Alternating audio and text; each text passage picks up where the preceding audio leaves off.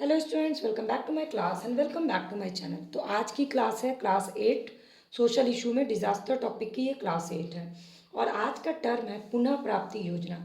अगर आपने disaster management को बहुत अच्छे से पढ़ा होगा तो उसमें बहुत ही फेमस एक प्लान है पुनः प्राप्ति योजना। मैं इसको बिल्कुल आसान लैंग्वेज में बताऊंगी क्योंकि डिजास्टर एक ऐसा टॉपिक है जो लगातार यूपीएससी के एसए में इंटरव्यू बोर्ड में पूछे जाते हैं। और जो लोग सोशल वर्क से या सोशल इशू जिनका मेंस में सब्जेक्ट है सोशल वर्क, उनके लिए एक बहुत ही इम्पॉर्टेंट टॉपिक है। और अगर उसमें आप ये पुनः प्राप्ति योजना को डील करते हैं, डिस्कस करते हैं, तो नो डाउट आपको बहुत अच्छे मार्क्स मिलेंगे क्योंकि बहुत ही एक्सेप्शनल लोग होते हैं जो इतनी डीपली किसी भी टॉपिक को अच्छे से रिप्रेजेंट कर पाते हैं। लेकिन मैं आपको इसको बहुत आसान लैंग्वेज में समझाऊंगी ताकि आप इसको लिख सकें और डिस्क्राइब कर सकें। चलिए शुरू करते हैं आज की क्लास। तो ये जो पुनर्प्राप्ति योजना है ना, इसको बहुत ही लोगों ने अलग अलग तरीके से लिया है। पुनर्प्राप्ति मतलब कोई भी डिजास्टर आता है, वहाँ पर जो भी नुकसान हुआ है उसको फिर से ठीक करना, ये है उसकी पुनर्प्राप्ति। तो इसको बहुत से लोग डिफाइन करते हैं कि जो ये पुनर्प्राप्ति की योजना बनाई जाती है फिर से ठीक करने की, वो सरकारी अफसरों के लिए एक शुभ अवसर होता है। क्यों? क्योंकि फंड मिलता है और फंड का वो अच्छे से दुरुपयोग करते हैं। दुरुपयोग मतलब आधे फंड का इस्तेमाल करते हैं कंस्ट्रक्शन या चीज़ों को ठीक करने में और आधे का इस्तेमाल वो अपने लिए कर लेते हैं। दूसरा, कुछ लोग इसको बोलते हैं कि ये आपदा के नाम पर विकास होता है, कि डिजास्टर आया और डिजास्टर के नाम पर डेवलपमेंट होता है। इस तरह से कुछ लोग बोलते हैं कि ऐसे में नई योजनाएं बनाने का अवसर मिल जाता है। जैसे कोई ब्रिज किसी डिजास्टर के कारण टूट गया, सालों पुराना ब्रिज था, तो ऐसे तो तोड़ के बनता नहीं, तो एक उस पर नई तरह से ब्रिज बनाने की योजना बनाने का एक अवसर मिल गया। कुछ लोगों का मानना है कि ऐसे समय में सरकार के अलावा एनजीओज को भी अपने काम को करने और दिखाने का मौका मिल जाता है। तो बेसिकली पुनर्प्राप्ति योजना इसी तरह से लोगों ने डिफाइन किया। लेकिन पुनर्प्राप्ति को प्रभावित करने वाले कुछ प्रमुख कारक होते हैं। वो कौन से कारक हैं? तो पहले देख लेते हैं पुनर्प्राप्ति योजना यानी डिजास्टर के बाद फिर से चीज़ों को ठीक करने की जो योजना बनती है उसको कौन कौन से कारक प्रभावित करते हैं। जब भी कोई डिजास्टर, प्राकृतिक आपदा हो चाहे मानव निर्मित आपदा आती है, तो उस समय कई चीज़ों की ज़रूरत पड़ जाती है। और चाहे वो समुदाय हो चाहे सिंगल कोई पर्सन हो, सभी को ज़रूरत पड़ती है। ऐसे में आपदा का खतरा बहुत सारी दूसरी घटनाओं को भी जन्म देता है। जैसे डिजास्टर, भूकंप आया, जलजला आया, तो उसके बाद अगली ज़रूरत क्या हो जाती है? मलबे को हटाने की हो जाती है।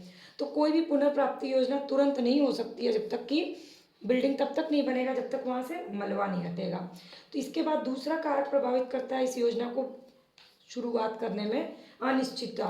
मान लीजिए काम शुरू हो गया, लेकिन अगर थोड़ी देर बाद फिर से वहाँ भूकंप आ गया या फिर से सुनामी आ गया, कोई भी प्राकृतिक आपदा फिर से आ जाती है वहाँ पर, तो ये अनिश्चितता रहती है कि कितनी लंबी अवधि तक ये आपदा का खतरा वहाँ रहेगा।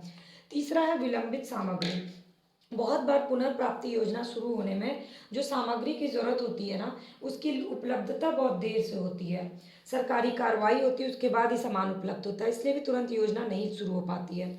इसके बाद है विशेषज्ञ सलाह। इसमें सरकार के अलग सलाहकार होते हैं, एनजीओज के अलग होते हैं और स्थानीय निवासियों के अलग सलाहकार होते हैं। तो हर कोई फील्ड निर्देशक अलग होते हैं, हर किसी की अपनी अपनी सलाह होती है, जिससे क्या हो जाता है? मतभेद उत्पन्न हो जाता है और पुनर्प्राप्ति योजना को शुरू होने में समय लगता है।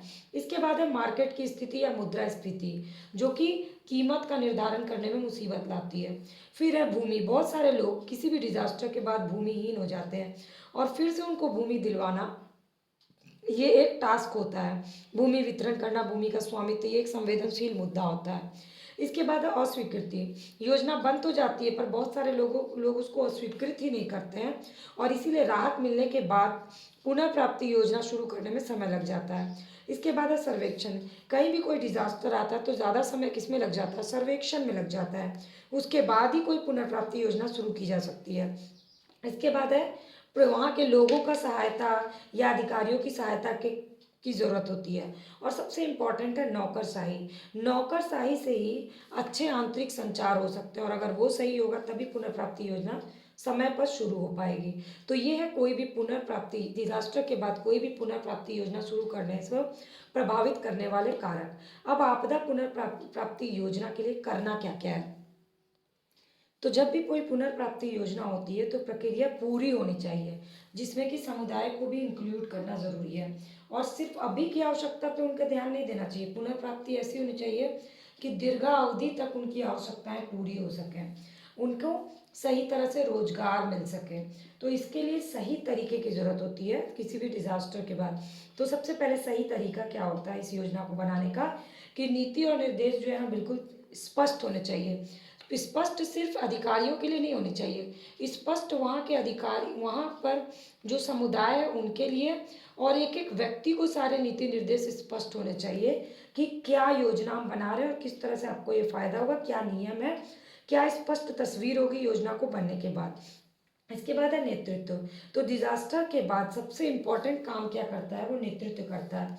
नेतृत्व जो है वो बहुत ही क्लियर होना चाहिए जिसके भी नेतृत्व में किया जाए, और नेतृत्व अलग अलग बांटना चाहिए। जैसे संसाधन का नेतृत्व करता अलग हो, सूचना देने का नेतृत्व करता अलग हो, कंस्ट्रक्शन का अलग हो, और स्वास्थ्य के लिए अलग नेतृत्व करता हो।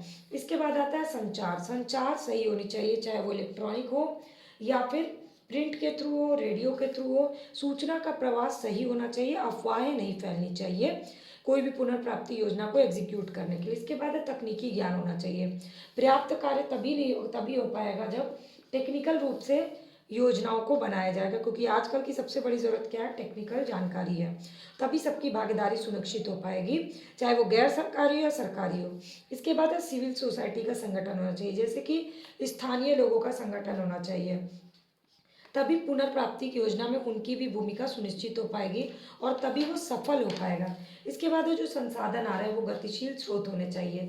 ये नहीं कि एक बार संसाधन आ गया और उसके बाद बंद। तो इससे क्या होगा, बार बार पैसे देके संसाधन को खरीदना पड़ेगा, नगद पैसे की जरूरत पड़ेगी। तो संसाधनों की गतिशीलता बहुत ज़रूरी है। ये हो गया पुनर्प्राप्ति योजना को करते समय ध्यान रखने योग्य बातें। अब योजना की बातें ध्यान रख ली, अब योजना को प्रक्रिया में कैसे लाया जाए।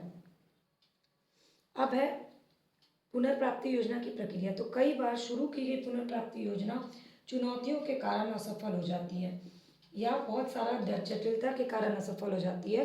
तो समुदाय को कितनी क्षति और जीवन हानि की संभावना है, इसके लिए ये चीज़ें प्रक्रिया के दौरान करनी चाहिए। सबसे पहले पुनर्प्राप्ति योजना जैसे ही शुरू हो तो वहाँ पर कौन सा संकट है, कौन सा खतरा है, उसका निर्धारण पहले कर देना चाहिए और उसी के अकॉर्डिंग दस्तावेज बनाना चाहिए।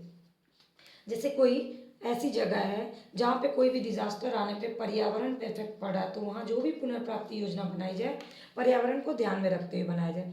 जैसे कि किसी भवन रहित क्षेत्र में बाढ़ आती है तो वहाँ पे कोई ज़्यादा बड़ा खतरा नहीं है, या भूकंप आता है तो कोई खतरा नहीं, लेकिन जहाँ पे बिल्डिंग्स हैं वहाँ पे भूकंप आता है तो खतरा है। तो ऐसे में वहाँ की पुनर्प्राप्ति योजना बिल्कुल अलग बनेगी। पहले भूकंप को रिक्टर स्केल पे नापा जाएगा, फिर वहाँ जमीन का उसी हिसाब से मानचित्रीकरण होगा, कंप्यूटर में उसकी एंट्री होगी और उसके बाद ही फिर पुनर्प्राप्ति योजना बनेगी। इसके बाद है वहाँ के समुदाय की सहमति विकसित होना। सरकार से ज़्यादा जरूरी जनता की सहमति जरूरी है, क्योंकि उन्हें ही वहाँ रहना, उन्हीं की ज़रूरत के हिसाब से उनकी ज़रूरत को जानना बहुत ज़रूरी है। इसके बाद है पुनर्प्राप्ति योजना का संस्थानीकरण। ये सब काम ऐसे ही नहीं होता है, इस योजना को संस्था के थ्रू करना चाहिए और संस्थाओं का अलग अलग सेट होना चाहिए, क्योंकि कोई भी डिजास्टर बहुत बड़े एरिया को प्रभावित करता है। तो कोई एक संस्था पूरे एरिया की पुनर्प्राप्ति योजना को कवर नहीं कर सकती। जैसे कोविड-19 के दौरान पूरे इंडिया में कोविड-19 फैला तो कई संस्थाओं ने मिलकर इस पर काम किया। इसके बाद जो भी डिजास्टर हुई उसके बाद जो पुनर्प्राप्ति योजना बनाई गई उसका बार बार मूल्यांकन करना चाहिए, ताकि उसमें कमियां क्या हैं उसको अद्यतन यानी अपडेट किया जा सके, और तभी पुनर्प्राप्ति योजना सक्सेसफुल होगी। और डिजास्टर के बाद पुनर्प्राप्ति प्रक्रिया जो है वो क्या क्या करती है, एक तो जो इनका अस्थायी आश्रय होता है उनको एक घर देती है। इसके बाद जिनकी बिल्डिंग टूट जाती है, जिनका भवन टूट जाता है उसकी क्षति को ठीक करती है। इसके बाद जिन लोगों का रोजगार चला जाता है उनको रोजगार दिलाने का काम करती है। जिनको वित्तीय सहायता की ज़रूरत है उनको वित्तीय सहायता देती है। भूमि आवंटन, पुनः भूमि आवंटन करती है।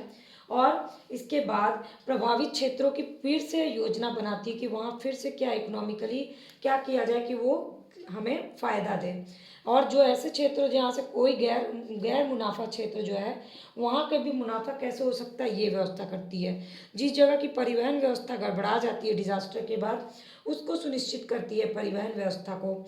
इसके बाद मीडिया से संपर्क करके लोगों को वहाँ की जानकारी देती है ताकि लोग भी मदद कर सकें। तो ओवरऑल पुनः प्राप्ति योजना एक लंबा लगातार चलने वाला गतिशील प्रक्रिया है और इसमें फोकस जो होता है वो पुनर्निर्माण पे होता है और ये सफल तभी हो सकता है जब सारी योजनाएं पहले से बनी हो और भविष्य को सोच कर योजनाएं बनी हो, तभी सफल हो पाएगा।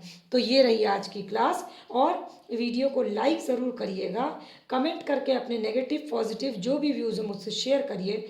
इस वीडियो को अपने फ्रेंड्स से शेयर करिएगा और चैनल का सब्सक्राइब बटन अभी तक रेड दिख रहा है तो क्लिक करके बेल आइकन को प्रेस कर लीजिए ताकि फ्री ऑफ कॉस्ट सारी वीडियो अपडेट आपको मिले।